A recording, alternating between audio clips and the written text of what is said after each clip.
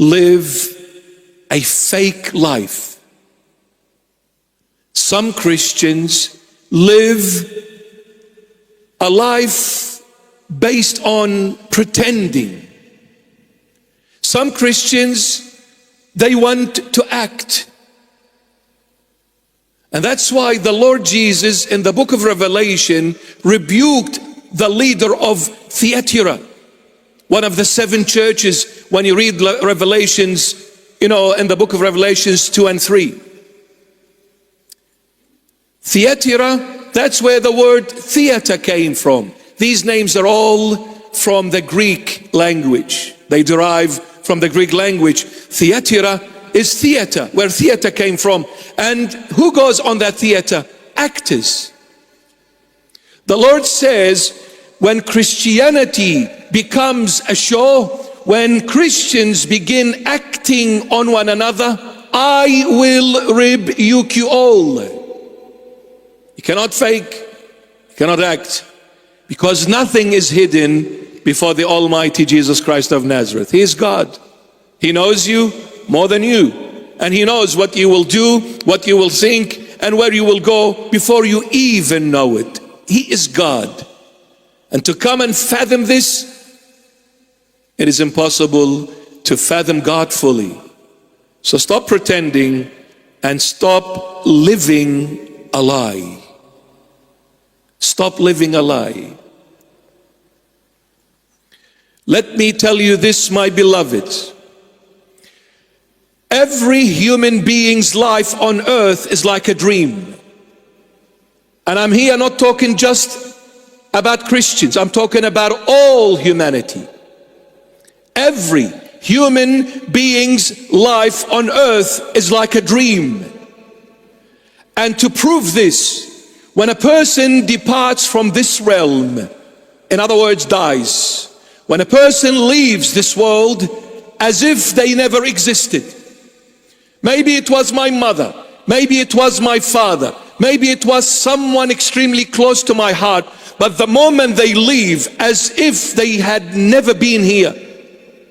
It's incredible how a human's life so fragile and so temporal. We don't know when it will go, but when it goes, there is no comeback. It takes God to bring it back. It takes God. Now, what is the connection between Jairus' daughter and the woman who bled? Jairus' daughter, 12 years of age, and the woman's bleeding for 12 years. Both of them represent the Israelite nation. Yes, it was an actual event where the Lord Jesus literally raised Jairus' daughter, brought her back from the dead. That was an actual event that took place when the Lord was on earth. So as the woman who bled for 12 years, it was an actual woman, it was an actual situation, and the Lord gave healing to the woman and gave resurrection to the dead little girl. But with this actual event, the Lord is trying to send a message that is much more profound than this, and that is a message to the Israelite nation.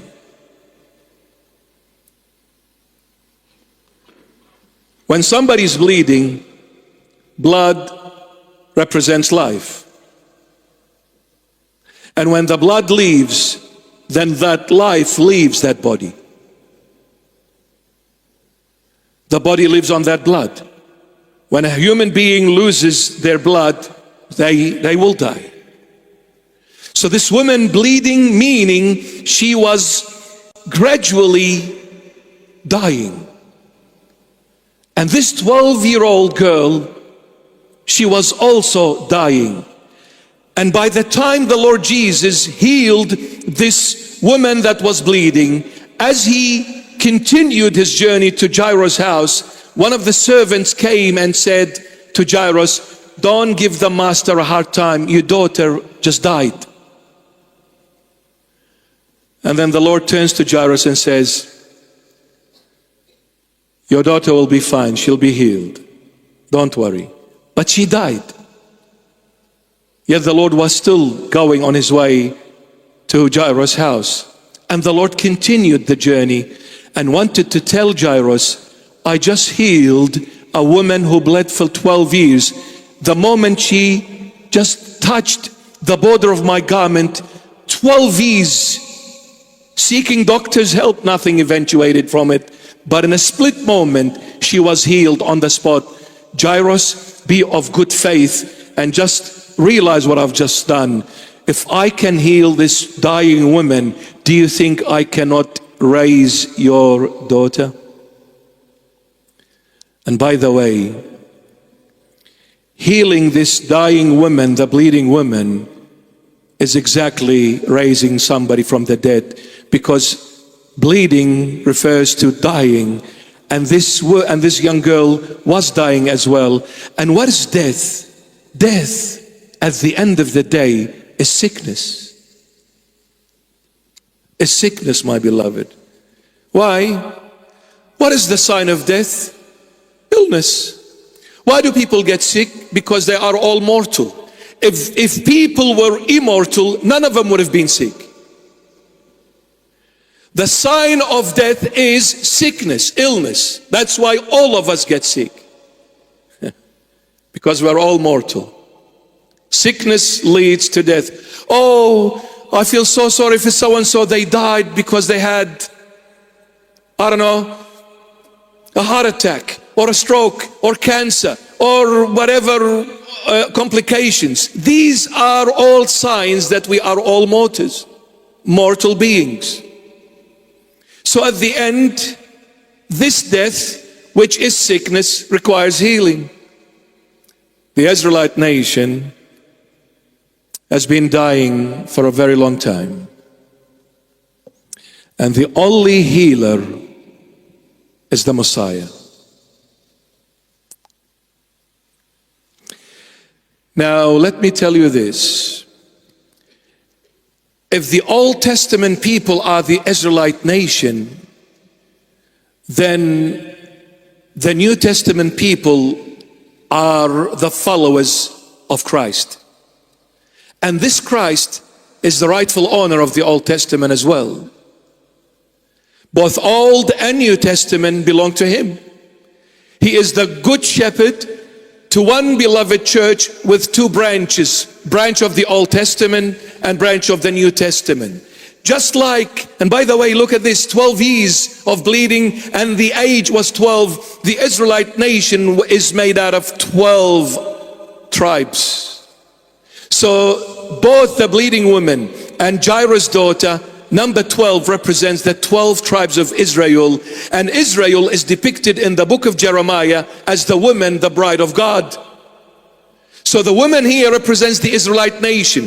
The Lord in this chapter 8 of Luke, the gospel writer, is saying the only one who can heal the Israelite nation is Christ the King. And he is the only one who can heal the New Testament, the new Israelite of the New Testament. He is the only one who can heal, is also Christ the King. Without the Lord, neither the Israelite people nor the Christians can find healing until they find Christ. So my beloveds, I can take this passage and apply it to me as a Christian. Not just the Israelite people, our beloved Jews. I've said it before and I'll say it. Our beloved Muslims claim that it was Ishmael that was offered to God on Mount Moriah. And our beloved the Jews, they claim that it was Isaac who was offered on Mount Moriah. But until both come into this realization, and until both confess that it was Jesus Christ that was offered on Calvary, on Mount Moriah, there will never be peace in Israel. Never. I'm not judging, I'm not attacking, I'm just stating the truth.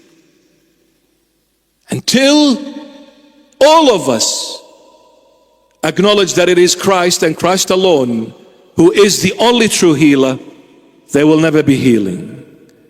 We will continue offering our children on the platform of war and battle and killing and bloodshed. We need to receive Jesus Christ as Lord and Savior for peace to be made possible. Now, not just any peace,